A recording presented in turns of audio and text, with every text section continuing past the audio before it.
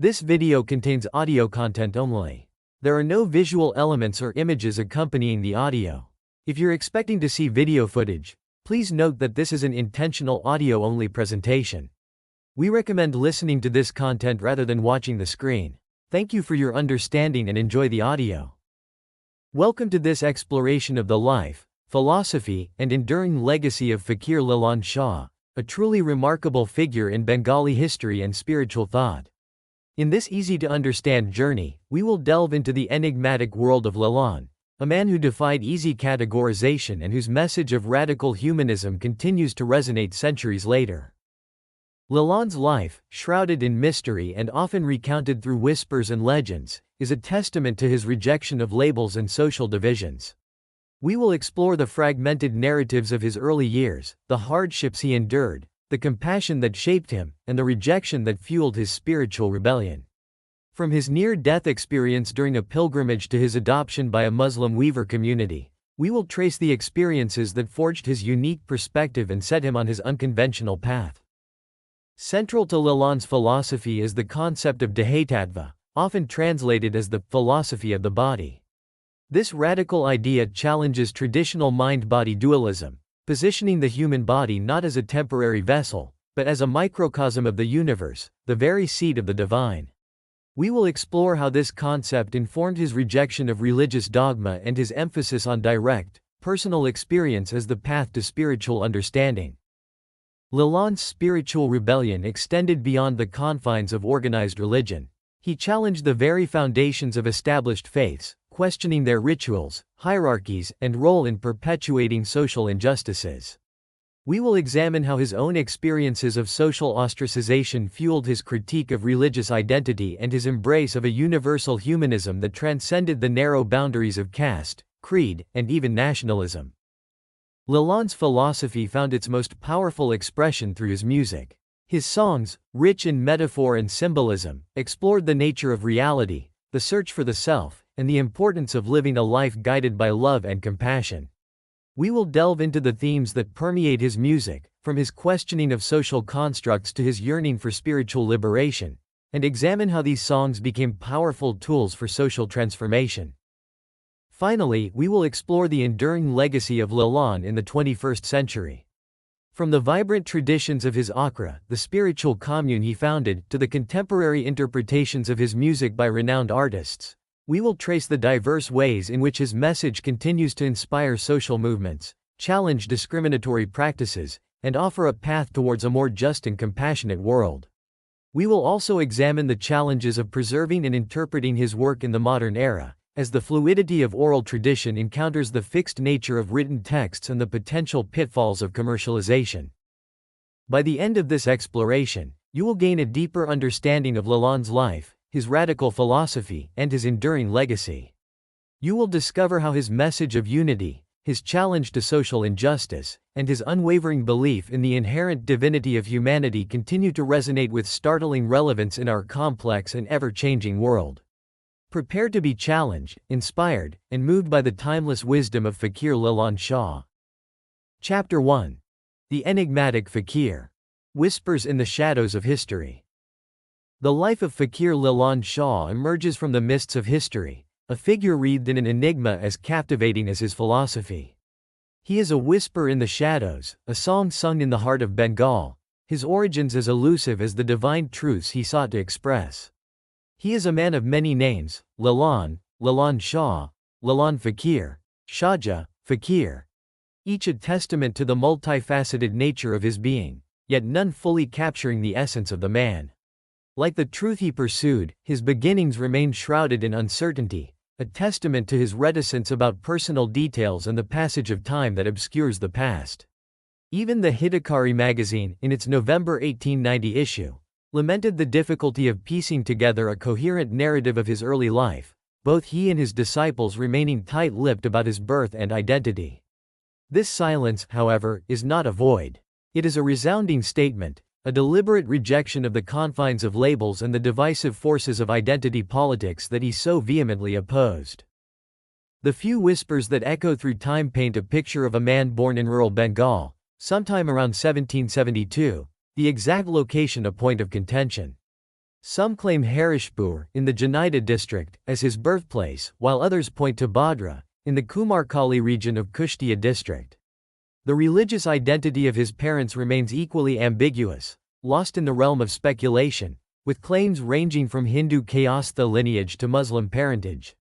Lalon himself, however, transcended these distinctions, embracing a humanism that defied the rigid boundaries of caste, creed, and religion.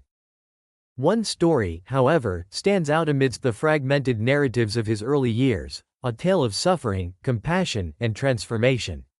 It speaks of a young Lalon, embarking on a pilgrimage to the revered Jagannath temple in Puri, a journey undertaken with companions from his native village. The pilgrimage, a sacred act of devotion, took a cruel turn as Lalon fell victim to the dreaded scourge of smallpox. His body, ravaged by the disease, became a source of fear for his fellow pilgrims. Abandoned on the banks of the Kalaganga River, left to succumb to his fate, he lay faint and near death. It was here, in this desolate state, that fate intervened in the form of Lalon Shah and his wife Matian. Members of the weaver community in the Muslim-populated village of Charia, they discovered the ailing Lalon. Driven by compassion, they carried him back to their humble home, tending to his wounds and nursing him back from the brink.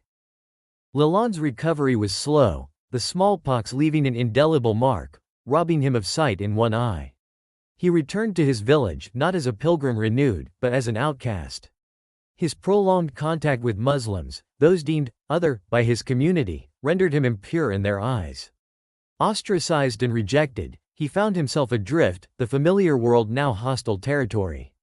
He chose to return to Charia, the place where compassion had offered him a lifeline. It was here, amidst the weaver community that had embraced him, that he found solace and a renewed sense of purpose. As he grew, he discovered his mentor in Suraj Sain, a Bal saint residing in the same village.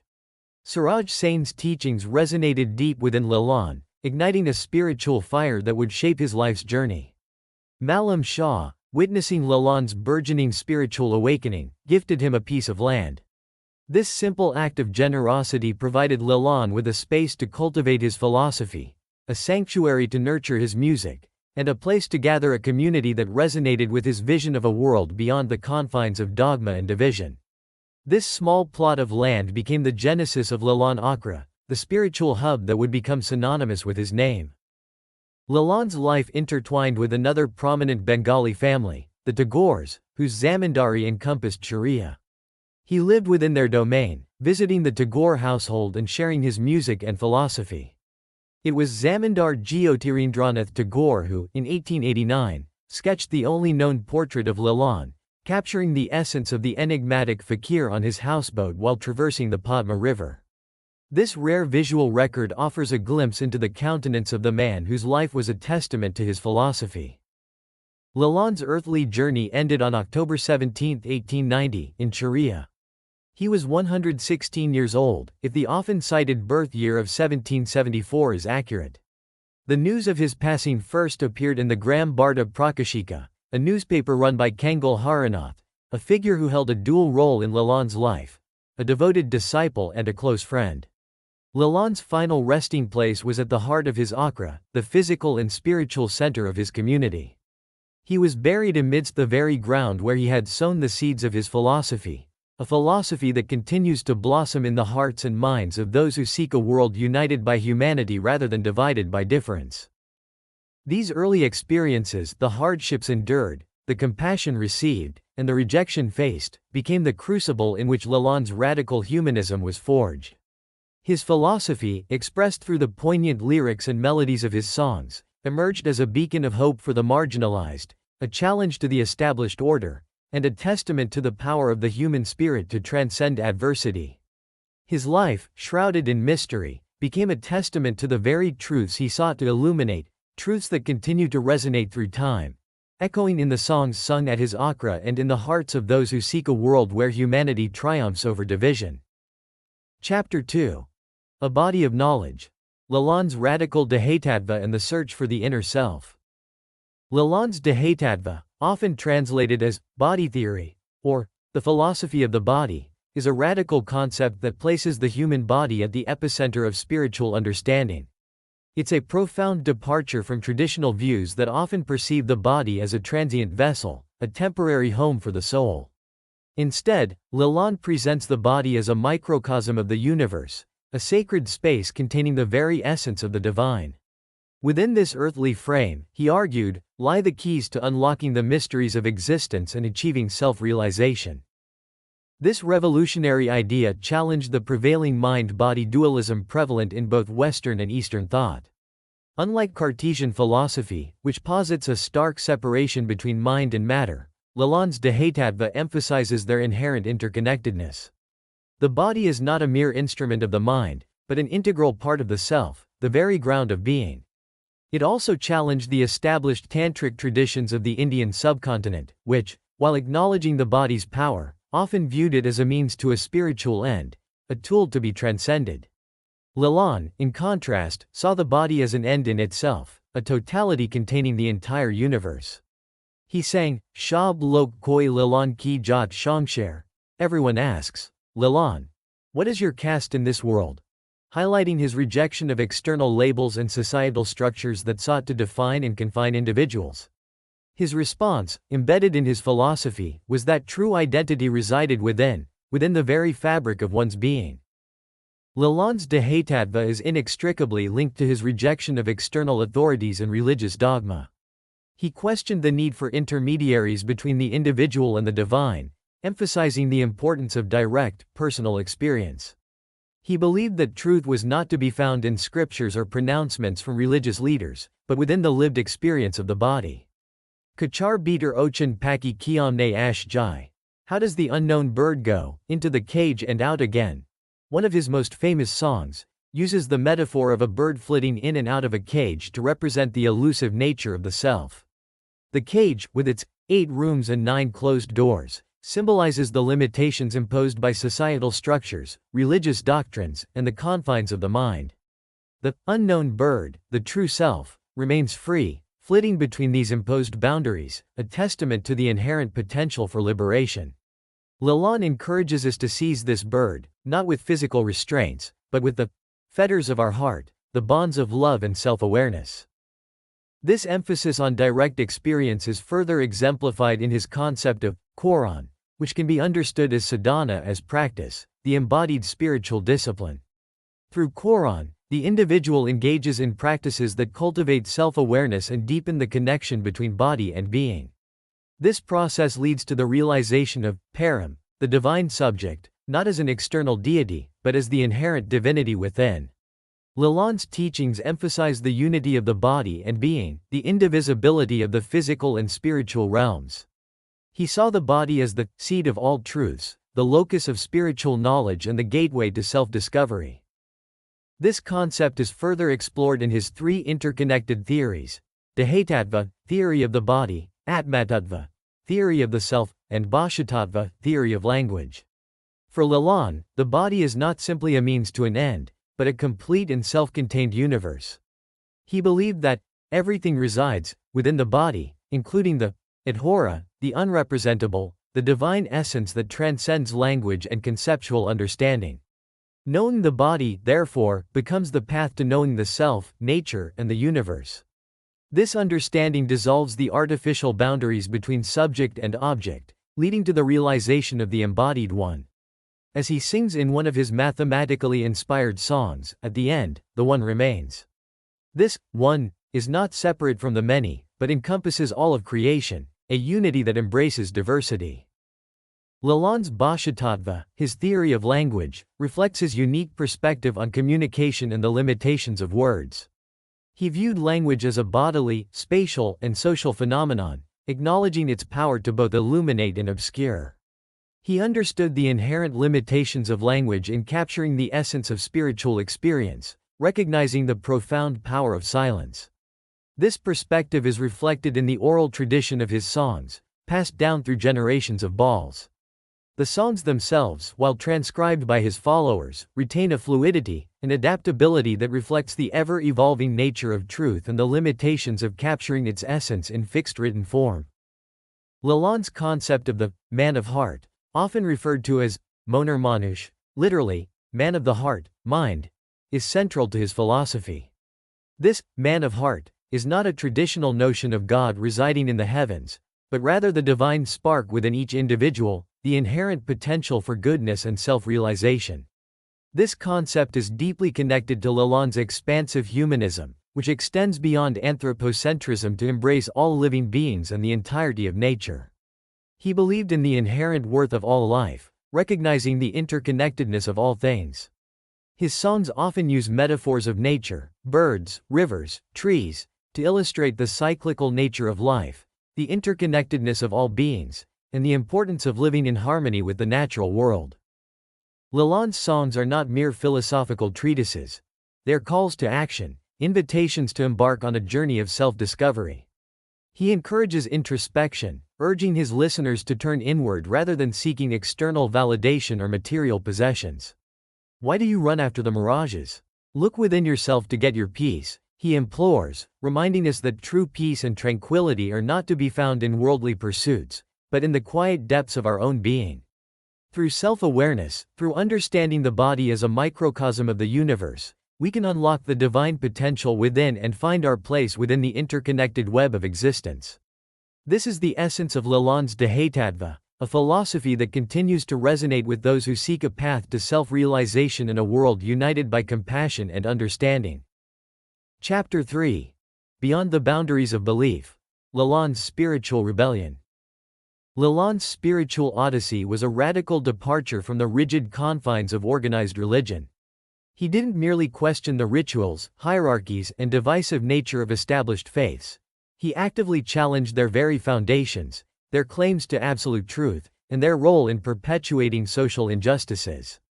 His rejection wasn't a disavowal of spirituality, but a passionate embrace of a universal humanism that transcended the narrow sectarian boundaries erected by religious dogma. His own experiences, marked by both profound compassion and social ostracization, fueled his spiritual rebellion and shaped his unique vision of a world united by love and understanding. Lalonde's challenge to religious identity was pointed and provocative. He famously questioned the superficial markers used to categorize and divide people, asking, if a Brahmin male is known by the thread he wears, how is a woman known? A Muslim is marked by the sign of circumcision, but how should you mark a woman? These weren't mere rhetorical questions. They were sharp critiques of the patriarchal and discriminatory practices embedded within religious and social structures. He didn't stop there. He challenged the concept of religious labels altogether, declaring, "What does religion look like? I've never seen the true color of religion." He saw the absurdity in people defining themselves by external symbols, Hindu rosaries or Muslim prayer beads, while ignoring the inherent, unifying essence of humanity. He even rejected the fervor of nationalism, which was rising during the anti-colonial struggles of the Indian subcontinent.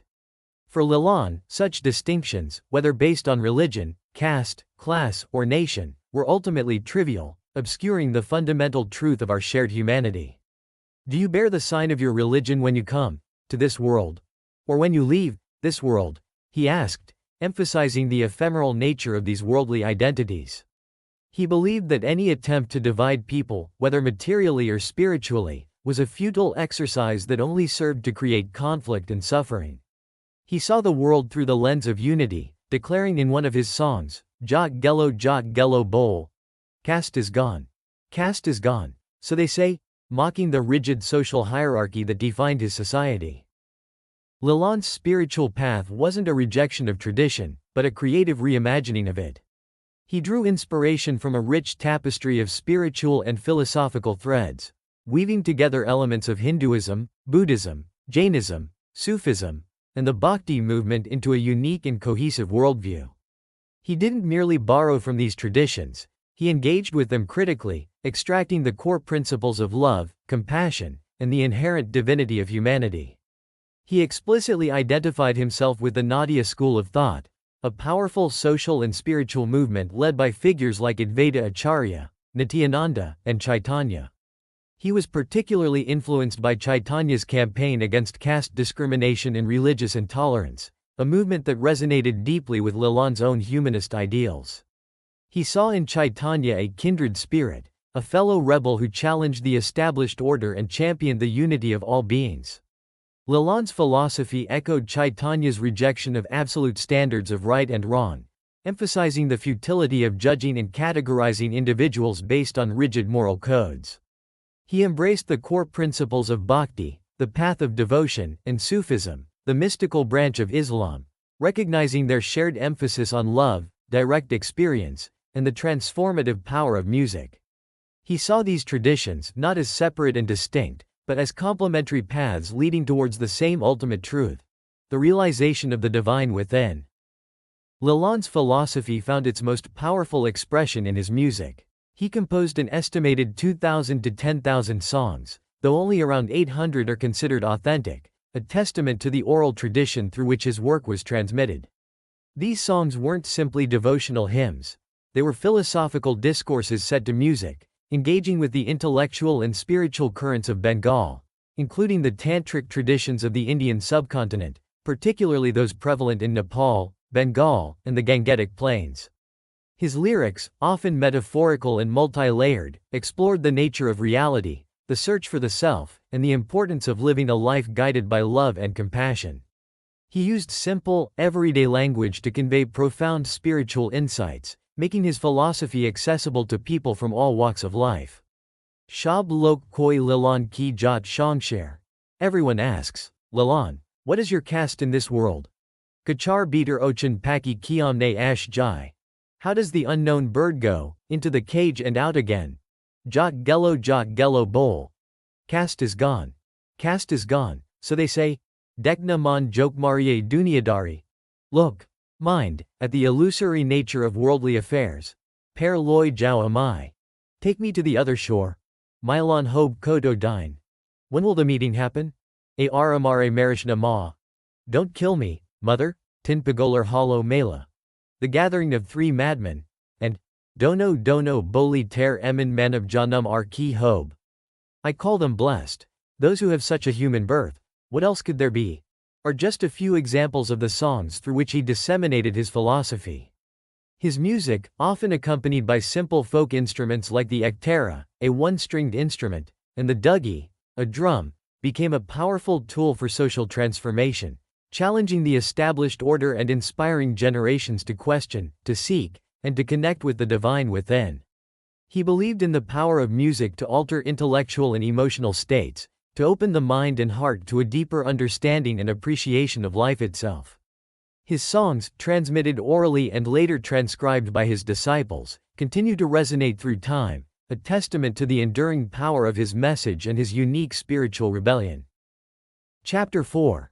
The Living Legacy, Lalon's Akhra and the Echoes of His Teachings. Lalon's Akhra, nestled in the heart of Sharia, was more than just a spiritual commune. It was a living, breathing embodiment of his philosophy.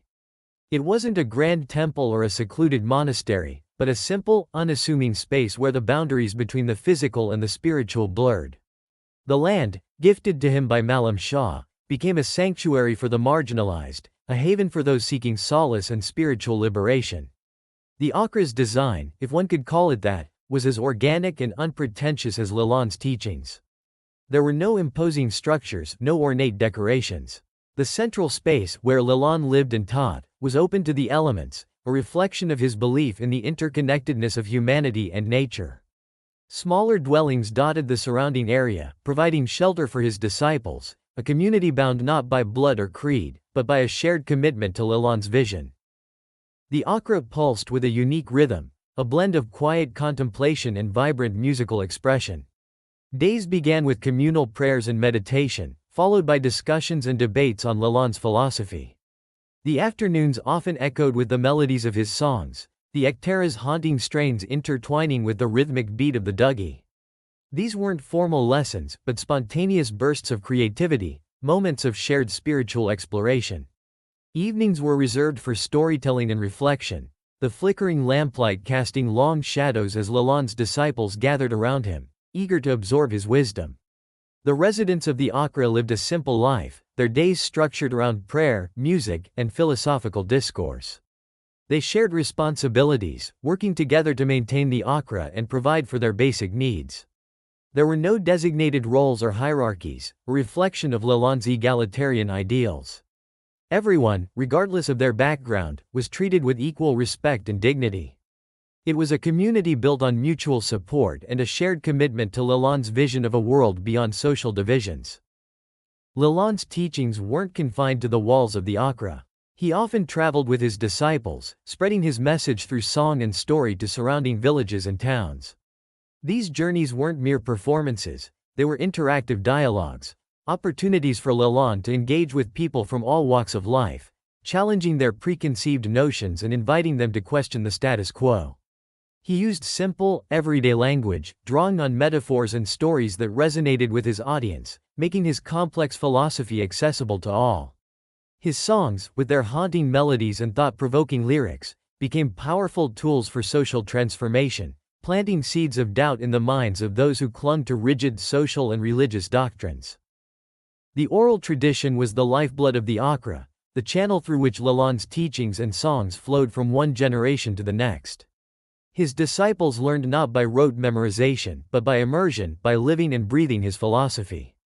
They sat at his feet, absorbing his words, imitating his melodies, and internalizing his message. The songs weren't static texts, but living entities, evolving and adapting as they were passed down through generations. A singer might add a verse reflecting a personal experience, or modify the melody to suit a particular context. This fluidity allowed the songs to remain relevant and resonant, adapting to the changing times while retaining their core message of humanism and spiritual equality. This dynamic nature of the oral tradition, however, also presented challenges. Without written records, there was a constant risk of songs being lost or corrupted. The Akhra addressed this challenge through a rigorous process of repetition and communal validation. New disciples would learn the songs by listening and repeating, their performances scrutinized by senior members of the community who ensured the integrity of the lyrics and melodies. This collective guardianship helped to preserve the essence of Lalon's songs while allowing for organic evolution. Twice a year, the quiet rhythm of the Akhra transformed into a vibrant crescendo during the Milas held to commemorate Dal Purnima and Lalon's death anniversary. These gatherings weren't mere festivals, they were pilgrimages, drawing thousands of Lalon's followers from across Bengal and beyond. The Akhra grounds buzzed with activity, a kaleidoscope of colors, sounds, and emotions. The air thrummed with the music of the Akhra and Duggi, as Bals, both seasoned and novice, gathered to sing Lalon's songs, their voices intertwining in a chorus of devotion. Discussions and debates on his philosophy filled the air, as scholars and devotees alike delved into the intricacies of his teachings. The Milas were also a time for remembrance and reflection, a time to connect with Lalon's spirit and reaffirm one's commitment to his ideals. Stories of his life and teachings were shared, passed down from one generation to the next, keeping his memory alive and vibrant. One story tells of a young boy who traveled for days to attend the Mela, his heart filled with a longing to connect with the spirit of Lalon. He arrived at the Akhra, weary but exhilarated, and joined the throngs of devotees singing and dancing. As he sang Lalon's words, he felt a profound sense of belonging, a connection to something larger than himself. For him, the Mela wasn't just a celebration, it was a homecoming. Over time, the Milas have evolved, adapting to the changing times while retaining their core essence. While the traditional music and philosophical discussions remain central, new elements have been incorporated, reflecting the growing influence of Lalon's teachings in various spheres of life. Film screenings, art exhibitions, and theatrical performances now often accompany the traditional festivities, broadening the reach of his message and engaging new audiences. Despite these changes, the Milas continue to serve their primary purpose: to celebrate Lalon's life, to preserve his teachings, and to inspire future generations to embrace his vision of a world united by humanity. In 1963, a mausoleum and research center were built at the Akhra, marking a new chapter in the preservation and dissemination of Lalon's legacy. The mausoleum, a simple yet elegant structure, stands as a tribute to the man who rejected worldly possessions and embraced spiritual liberation. It has become a focal point for devotees, a place to pay their respects and connect with Lalon's spirit. The research center, located adjacent to the mausoleum, houses a growing collection of Lalon's songs, manuscripts, and other related materials. Scholars and musicians from around the world come to the center to study his work, delving into the nuances of his philosophy and exploring its relevance to contemporary issues. The center also plays an active role in preserving and promoting ball music, organizing workshops, concerts, and conferences that bring together balls from across Bengal and beyond. One ongoing project involves the digitization of Lalon's songs, ensuring their preservation for future generations. Another initiative focuses on translating his work into different languages, making his philosophy accessible to a wider audience. The research center isn't just a repository of Lalon's work. It's a living testament to his enduring influence, a place where his teachings continue to inspire and provoke, challenging us to question, to seek, and to connect with the divine within. The Akhra, therefore, stands as a testament to Lalon's enduring legacy, a living embodiment of his philosophy. It's a place where his songs continue to be sung, his teachings continue to be debated, and his spirit continues to inspire. It's a reminder that true spirituality isn't confined to temples or scriptures, but resides within the human heart, within the interconnected web of life. And it's a testament to the power of one man's vision to transcend time and space, echoing through generations and inspiring us to build a world where humanity triumphs over division. Chapter 5. The Enduring Melody, Lalon's Timeless Voice in a Changing World. Lalon Fakir, the enigmatic ball mystic of 19th-century Bengal, may seem a distant figure, yet his message of humanism, social equality, and spiritual liberation reverberates with unexpected power in the 21st century. His songs, once the intimate expressions of the ball community, have transcended their origins, reaching a global audience through recordings, performances, scholarly analyses, and even the digital landscape. This expansion, however, is not without its complexities, as the fluidity of oral tradition encounters the fixed nature of modern media and the potential pitfalls of commercialization. Renowned singers like Farida Parveen and Anushe Anadil have played pivotal roles in introducing Lalon's music to international audiences.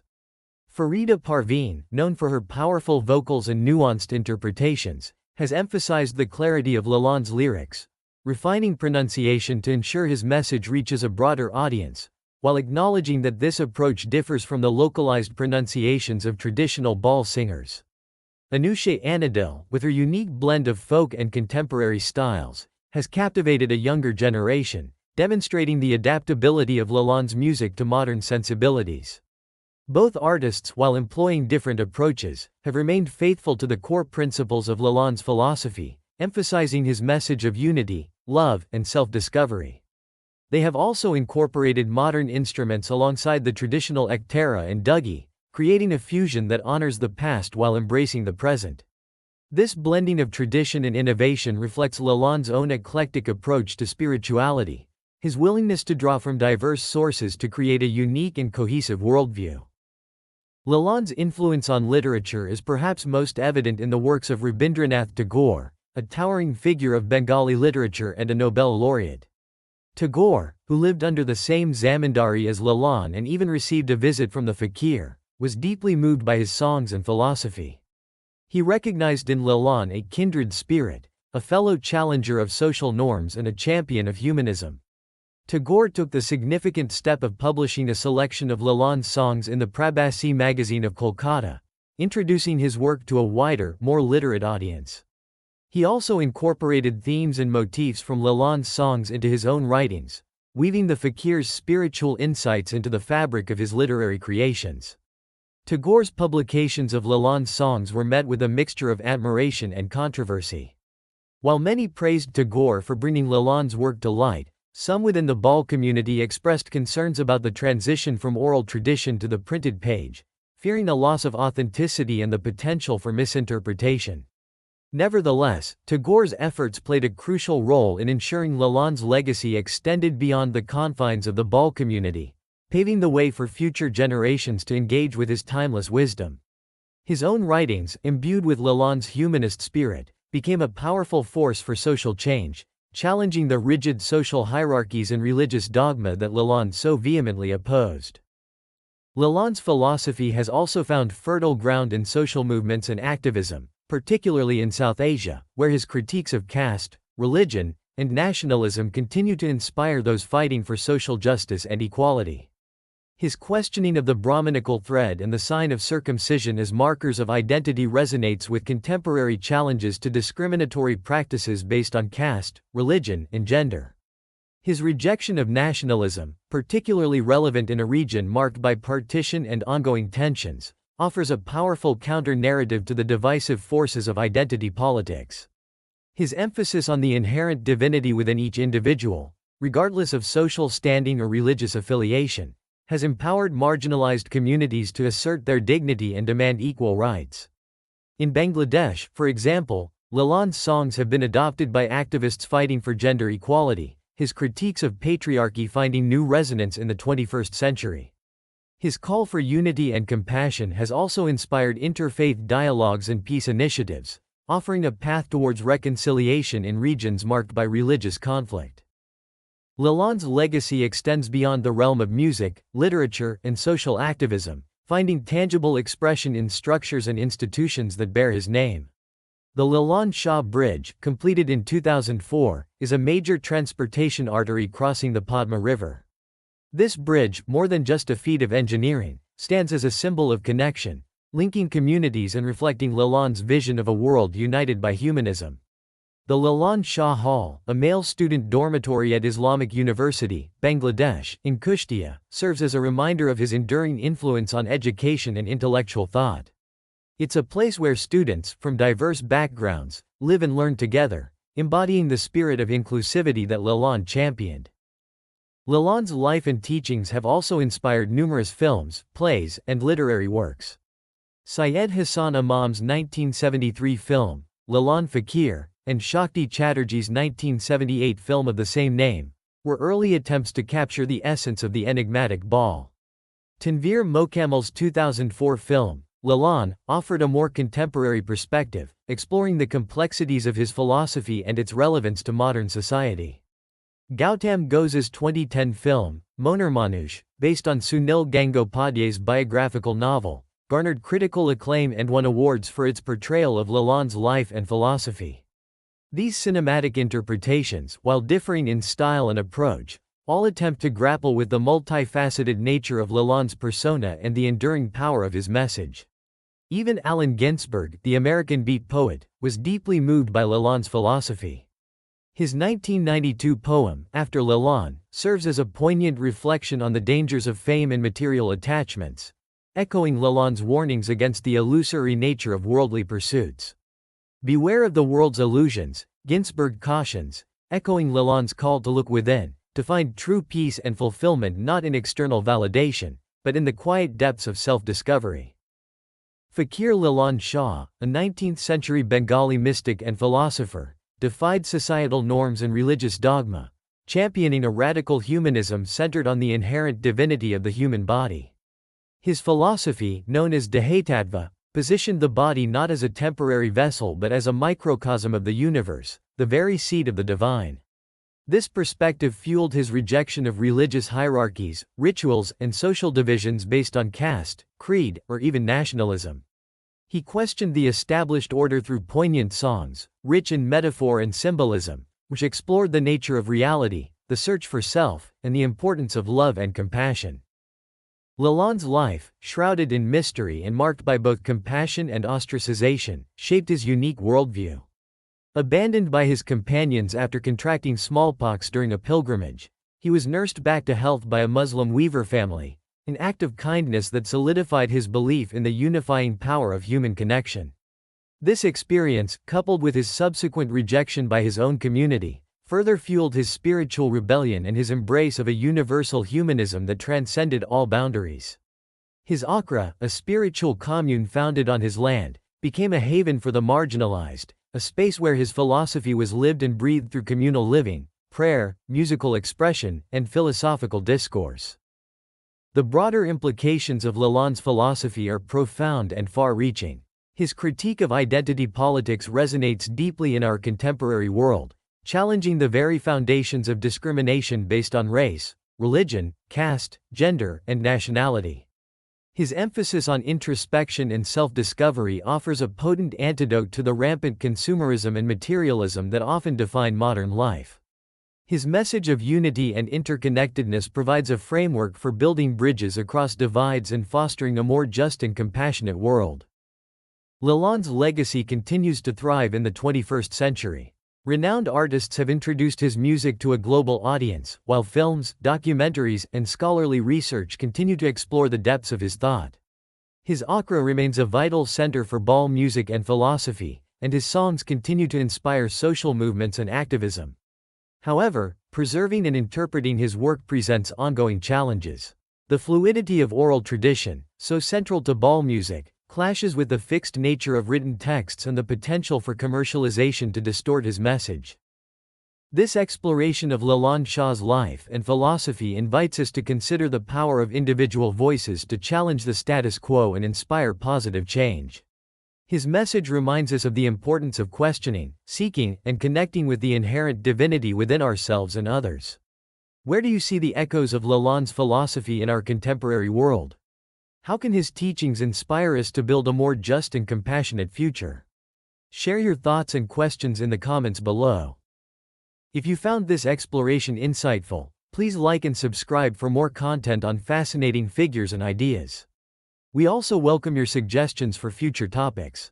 Let's continue to explore the world together, fueled by curiosity and a passion for lifelong learning.